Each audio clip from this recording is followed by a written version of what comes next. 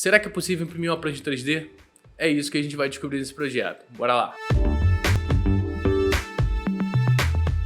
Fala, gente, tudo bom? Meu nome é Rafael Baez, sou designer de produto. E esse vídeo aqui é o começo de um sonho de criança, né? Pra quem não sabe, eu pratico skimboard, que é um esporte um pouco peculiar, que você sai correndo com a prancha na mão, joga na areia, vai deslizando em direção à onda e volta, né? Surfando como se fosse. Faço isso desde muito criancinha e o skimboard tem uma peculiaridade que é quanto mais a prancha flutua, melhor ela é, tá? Quanto mais leve ela acaba flutuando mais e por consequência você tem uma performance melhor, você consegue ir mais longe. Então desde que eu tinha, sei lá, uns 13, 14 anos, eu ficava pensando, pô, por que não faz uma prancha woke então? Né? Pensei em algumas formas de fazer isso na época, mas não tinha impressão 3D, quer dizer, já existia, mas não tinha de fácil acesso. E aí recentemente eu vi um vídeo, né, de um cara imprimindo uma prancha em 3D lá fora, mas uma prancha de surf. Né? Ele fez um sistema muito legal utilizando triângulos, ele modelou a prancha, dividiu essa prancha em triângulos e fez a montagem dela para depois fazer a laminação em fibra de vidro. Tá? O skimboard ele é um pouco mais complexo, por quê? Você tem muito mais carga em cima do skimboard, ele tem que resistir muito mais impacto, que você sai correndo em cima da prancha, você pula em cima dela, né? Você tem impacto constante. O surf já tem um pouco menos de impacto, né? Quando a gente está falando do surf mais vamos dizer, amador, né?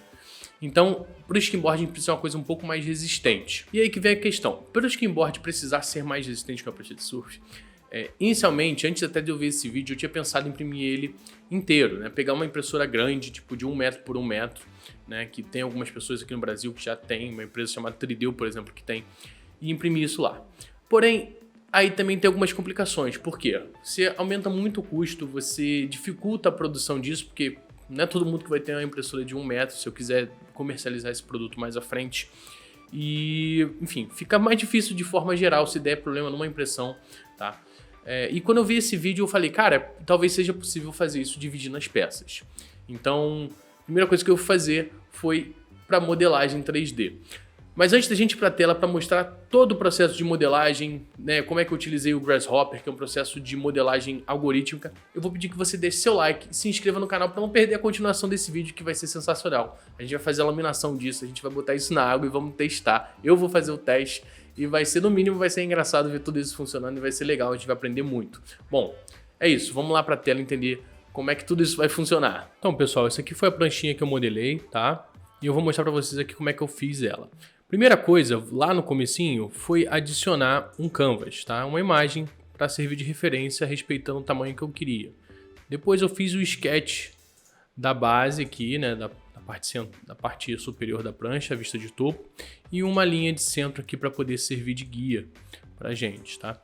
Depois eu extrudei, passando bem assim do formato da prancha, e aí eu fiz a mesma coisa no lado. Na verdade, criei só um perfil lateral.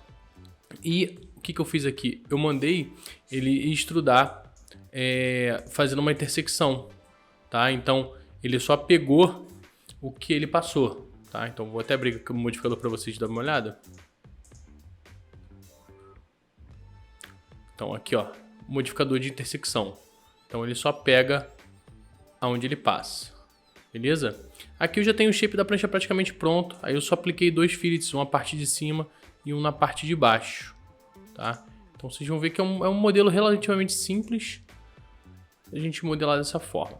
Beleza, aí eu exportei isso aqui como um step e joguei isso lá pro Rhinoceros, onde eu vou utilizar o Grasshopper para fazer as divisões da minha pranchinha. Bom, então aqui dentro do Rhino, a gente tem o Rhino à esquerda aqui e a gente tem o Grasshopper à direita. O Grasshopper, ele é um plugin dentro do Rhino para modelagem algorítmica. A gente já falou sobre isso em uma live com o Leonardo do canal Parametrizado, o cara é fera nisso. Inclusive eu aprendi a fazer isso aqui com ele, no curso dele. Eu vou deixar o link dessa live aqui embaixo, que é muito legal se você se interessar mais sobre esse assunto.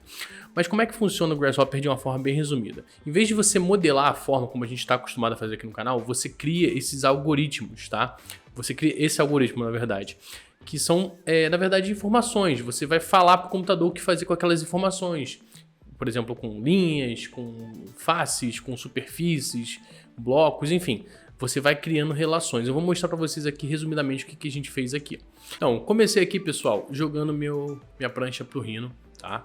E aí eu começo a sinalizar no programa aqui que ela vai ser utilizada aqui de alguma forma, né? Eu chamo aqui a geometria. Eu crio então algumas coisas aqui para poder pegar e extrair a parte de baixo da prancha, um plano embaixo da prancha, que é esse aqui, tá?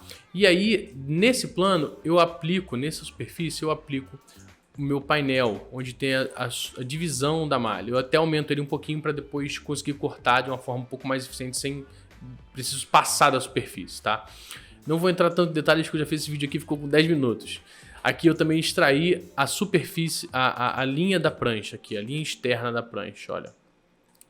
Aqui na parte de baixo eu começo a criar as minhas linhas de fato, onde eu explodo as minhas linhas e crio, né, a intersecção do outline da prancha com aquele painel que a gente tinha criado.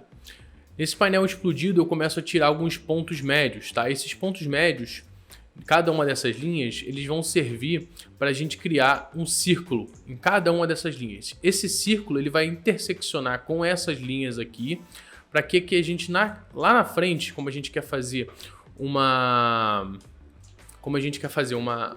quebra-cabeça, né? Eu utilize a intersecção daqui, ó, e aqui para poder sinalizar que o meu arco vai ser aqui dentro, tá? Então, ó, aqui tem um arco, aqui tem outro arco, tá? Então aqui eu consigo ajustar isso aqui, eu posso falar o tamanho desse arco, eu posso mudar o tamanho total do arco, enfim, tem muita coisa que eu posso fazer, tá bom? A partir daí eu criei os meus arcos e esses arcos depois vão se juntar com a geometria da externa e criar isso aqui, tá? Que vai ser a superfície toda da prancha, mais os cortes. Esses cortes eu jogo aqui para frente, eu crio um offset, então um espaçamento, ó, vou mostrar para você aqui, ó, um espaçamento de uma linha com a outra para poder fazer o corte e ter uma tolerânciazinha entre uma parte e outra, porque senão não uniria, né? Depois que eu crio isso, eu venho aqui, isso aqui é uma parte mais técnica, não preciso mostrar, mas depois que eu crio isso, eu começo vamos lá. Eu trago, vamos lá, peraí. Eu faço a extrusão desses perfis, tá? Então aqui, olha, eu tenho uma ferramenta de corte, como se fosse um cortador de biscoito, tá? E aí eu digo pro programa que é para ele diminuir uma coisa da outra, para ele fazer a diferença de uma coisa para outra. Da prancha que eu trouxe lá de trás a referência, com essa minha ferramenta de corte. Aqui a parte de baixo eu não vou entrar aqui agora, até porque eu troquei de computador, mas o que a gente faria aqui embaixo, tá? Depois eu mostro para vocês no vídeo por cima. Eu sinalizei aqui que eu queria que ele listasse todas as peças que eu tenho, a quantidade de peças, e botasse um texto para cada uma dessas peças com o número dessa peça. Depois eu fiz um baixo relevo com cada uma dessas peças botando o número certinho dela. Então eu sei qual é a peça 1, 2, 3, 4, 5, 6, 7, 8, por aí vai. Para poder facilitar a minha montagem depois, porque são peças complexas que têm diferença de altura, enfim, e angulações. Então assim eu consigo deixar tudo certinho para a fabricação digital. O mais legal disso tudo, gente, é que, como vocês podem ver, todo esse processo é paramétrico. Se eu quiser, eu posso mudar a quantidade de divisões, a quantidade, o tamanho, o diâmetro daquele círculo que vai ali por dentro, o tamanho dos arcos, aonde eu quero que tenha divisão ou não, qual é o tamanho menor da linha que eu quero que tenha divisão. Enfim, tem muita coisa que a gente pode fazer e é muito legal isso. No Grasshopper você tem o controle total da sua forma e você consegue deixar ela perfeita para o seu projeto. Bom, agora que eu já tenho essas peças modeladas, o que eu vou fazer? Eu vou jogar isso para o meu fatiador, tá?